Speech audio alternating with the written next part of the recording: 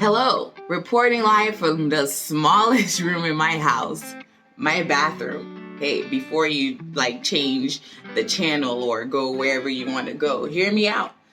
I am here because I am going to do a review on a new show that HBO has on the character from Scooby-Doo, but it ain't about Scooby-Doo. It's about Velma and her life and whatnot. I only watched 2 episodes. I'm going to talk about the first one. But I'm going to do this in a way of capturing your attention because let's face it, we all have attention problems. And if I just sat on the couch talking about this video, you're less likely to continue watching. So I am going to do this by bleaching my hair because it's time. It is time. So here's what I'm going to show you. I'm going to show you what I use. And I am not a professional. I'm a professional counselor, but I'm not a professional hair doer, stylist person. And so whatever stuff I have here is what works for my hair. And I grew up in a house where you better learn how to do your hair because money is tight. And living in a city where there's not a lot of people who look like me. So I gotta learn how to do my own stuff. But actually my friend taught me how to bleach my hair and learned a lot from her. And so I'm using these products, not sponsored at all, but this is what I'm gonna be using. You're gonna need a bowl, and because this is science, do not use metal. So my brush I am going to be mixing with is going to be plastic as well. You're gonna need gloves, right? Need gloves because we're doing science. I am going to use some conditioner and some hair grease. If you know, you know.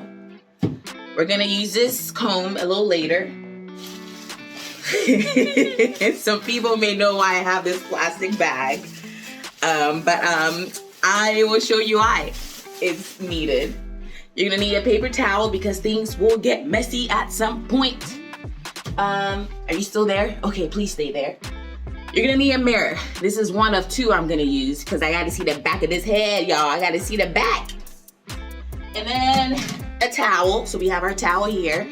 I use all my white towels, so hopefully I wash my hair good enough that I don't bleach this lovely blue towel I have. You're also, speaking of bleach and messing up your stuff, make sure you have a designated bleach shirt. I'm gonna take this hoodie off because it's not designated for bleaching, especially with this. Here's my designated bleach shirt. It used to not be, but it's become one. It was my sleeping shirt. But one morning I got up and decided I'm gonna bleach my hair and didn't really think twice on what's gonna happen when it starts to drippity drip. So it dripped and now it's my official bleach shirt.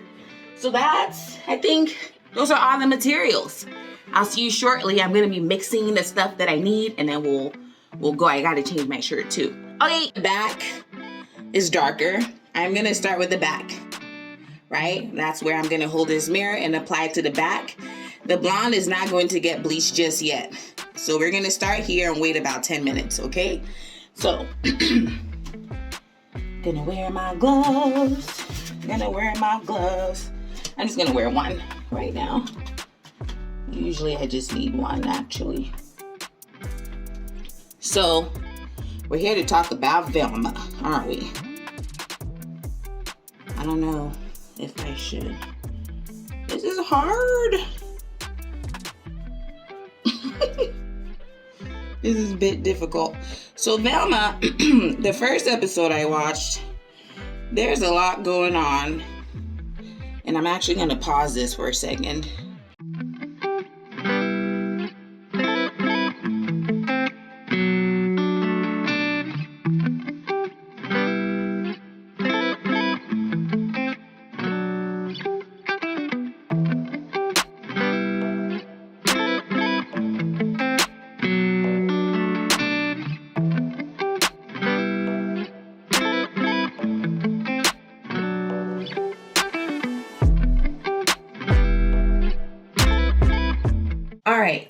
so it's been 3 minutes and I'm letting the back and sides process for about 10.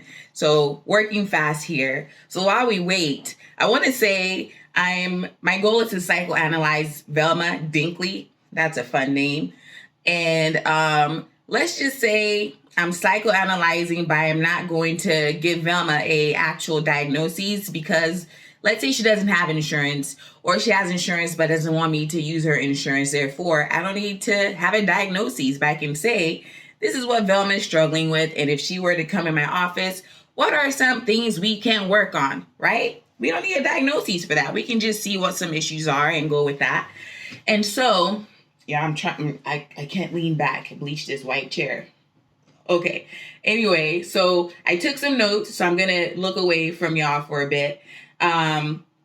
Immediately from the start of the show, it gave me, like, if you ever watch Cartoon Network's Total Drama Island, that's the vibes I was getting immediately. And a bit of like Riverdale. So it's high school setting. There are no teachers, adults around, really. Well, there are some adults, but I didn't see any in school. So this is the first episode I'm really basing my observations on. And so Velma is definitely not popular. And there's a murder that's happened that she's discovered in front of a bunch of girls. So she's not one of the popular girls. Daphne is a friend or something. I don't know what's going on, but you find out more later. Maybe we should talk about Daphne. I don't know. But so not popular. She's being blamed for something she didn't do. Velma's personality is very much like someone who wants friends, but says doesn't really want friends. And I say this because like her attitude around people, mainly girls, very much she name calls. She really pushes people away. And it's not surprising because her mother has disappeared. And here's one abandonment from the jump. So she's been abandoned before by her mom. And the people around her, let's say like her friends, people she knows in school, don't really want her around. But also Velma doesn't make herself very inviting. If you've been abandoned before, chances are you are trying to avoid that from happening again. You're going to have interesting methods of doing that, whether you know it or not. So I think that's where Velma is coming from.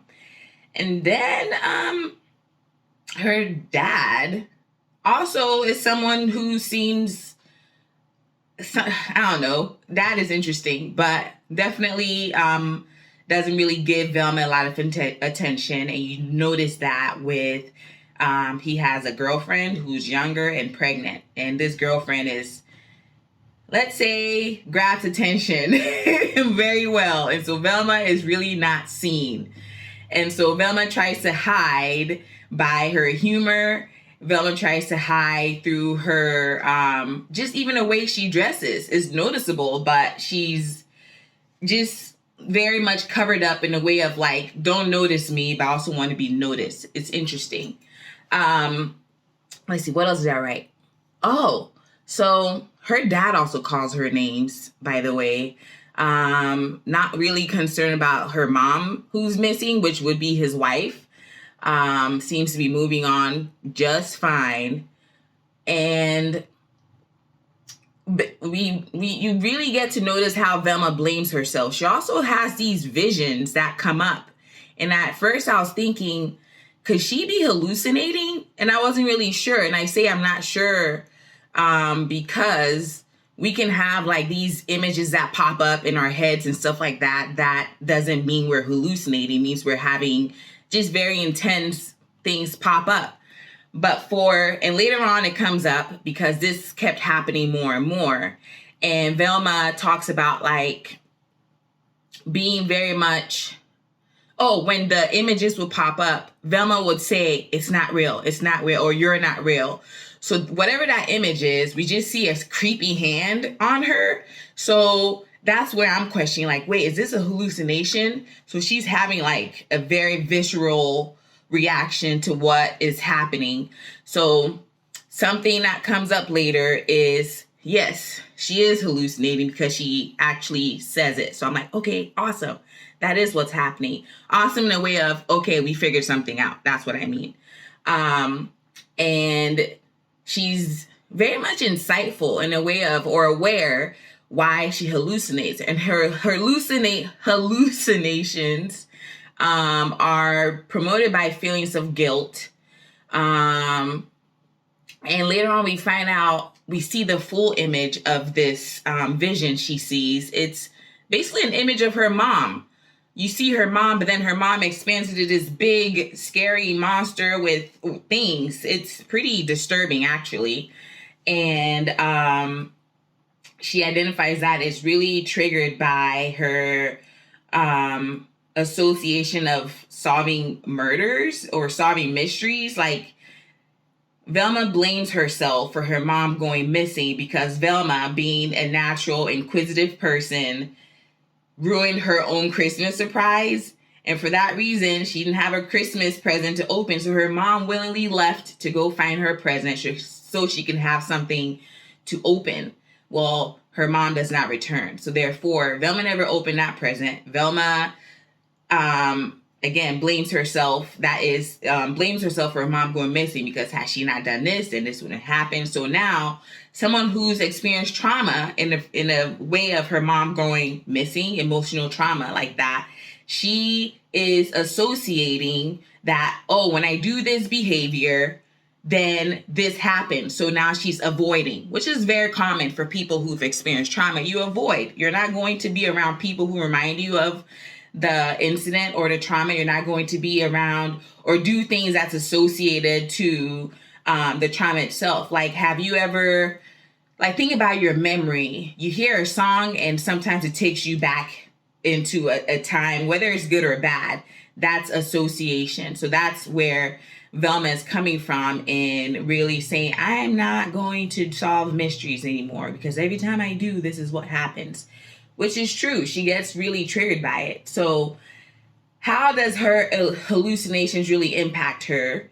She gets into a panic, into a state of panic, to a point where she freezes, but she's duly aware, meaning that she's able to experience the hallucinations happening, but also be able to talk to the person who is around her while it's happening. So there was an example or a scene where Norville, aka Shaggy, but we're not calling him that. Again, it's saying about Scooby-Doo, right? But he comes into the whole scene and she's having a very intense hallucination. So I want to actually talk about, there's different types of hallucination. What time is it? Okay, I have 2 minutes. There is the obvious, like, auditory. So you're hearing things that other people cannot hear. You're seeing things that other people cannot see. But there's also tactile. So when you feel things, that's a type of, people can experience that type of hallucination. The auditory and visual are very much common ones that we know about, but also know there's different types. So tactile, you also have olfactory hallucinations. You're smelling things that other people don't smell. And sometimes it could be like the smell of like rotten eggs. It could be something very strange. And some people have that type of hallucination. You can also have taste. And again, if you think about hallucinations, it's using all of our senses, right? So what would be a helpful way to manage hallucinations is through grounding. And grounding also uses all our senses. So here's where her buddy Norville comes in clutch. What he did while she's experiencing this, she was like, hey, talk to me. Like, and he's trying to figure out how to help her because now they're in a different room or different spaces. And he then, like, he wasn't trying to be funny. He was really trying to say how she feels about him, but somehow Velma, being who she is, avoiding emotional intensity, yeah, she laughs through it. She starts laughing, thinking Norville is trying to be funny, but he's not. But that's okay, because whatever is happening, her experience is taking her out of that hallucination little by little, because now she's feeling more grounded and she's now laughing and feeling more relaxed. And so how do we manage our hallucinations? For the ones for individuals who experience this is a real thing. Depression can create hallucinations. Bipolar disorder has hallucinations. And of course, we've heard of schizophrenia. There's different types of mental health disorders that carry hallucinations. We also call them psychotic features. So not everyone who's experiencing hallucinations has schizophrenia. And notice I'm not saying is schizophrenic because that's labeling. I'm saying they have schizophrenia. So you don't say you have, you don't say I am a broken arm when your arm is broken, right? You say I have a broken arm. So why can't we say I have schizophrenia when you have schizophrenia? So that is what is going on so far. So let me go check on this here, and we'll be right back.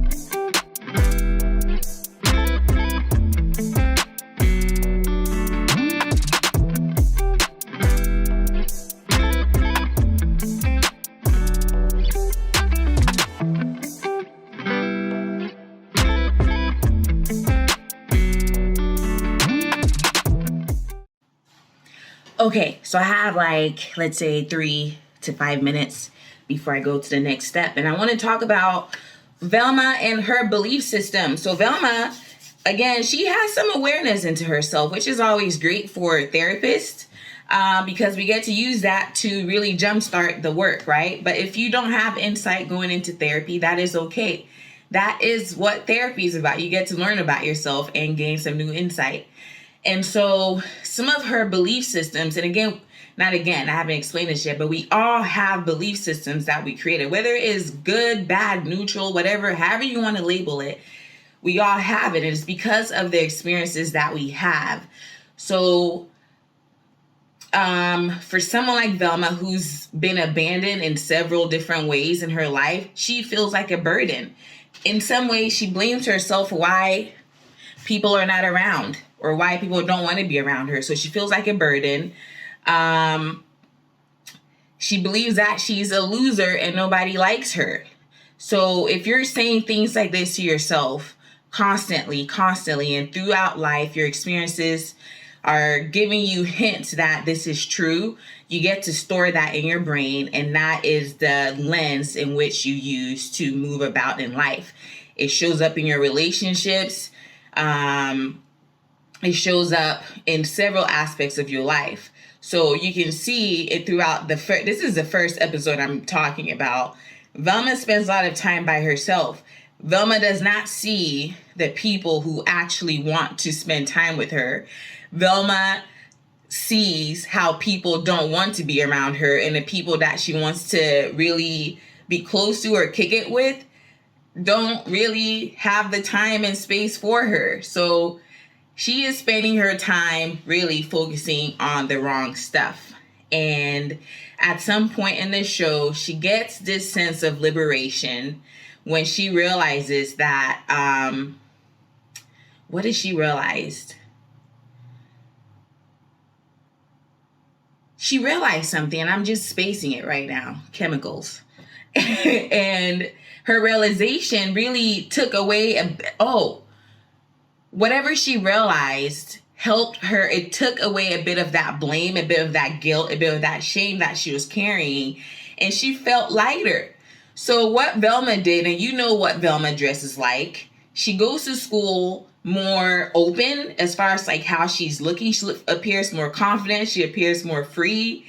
And school kids, man, they have just a magical touch. They bring Velma's ass down real quick and saying all these things to her, and Velma then reverts back to her old beliefs and the old thoughts about herself. And we go back to Velma in her sweater covered up and things like that. So she's shielding herself again because, well, her peers brought her down. So I gotta go check on my hair. I'll come back and we'll talk about what does Velma actually need as a person. What will actually help Velma really thrive in life as a human being, as a person who has been through trauma. And her trauma is, that's so interesting. I started this thing off, and I didn't share this earlier, that Velma's trauma is a lot of emotional, verbal, the name calling and things like that. But there's a lot of physical violence happening at school. There was a murder, and in her locker was a dead person who fell out of her closet, her locker, with their brain missing and their skull is open. So that's another type of trauma, but it's not, the way it's processed is interesting. I don't even think it's processed just like, oh, it's another murder. So to me, it's like there's this culture in that school that crazy things like that happens all the time, and is not really, it's almost normalized. And that is very much true in our school system. Like, think about some of these things that have happened over the years. Think about some of these things that have happened in a very short amount of time, and how we are growing to really expect them. And that's not what the word I want to use, but geez, that it happens so often. And y'all know some of these things I'm talking about, that it's like expected. If your kids are going to school, they are experiencing some insane things. And not to even speak on what things are like at home for some students. So with Velma, this character has things going on at home and has things going on at school.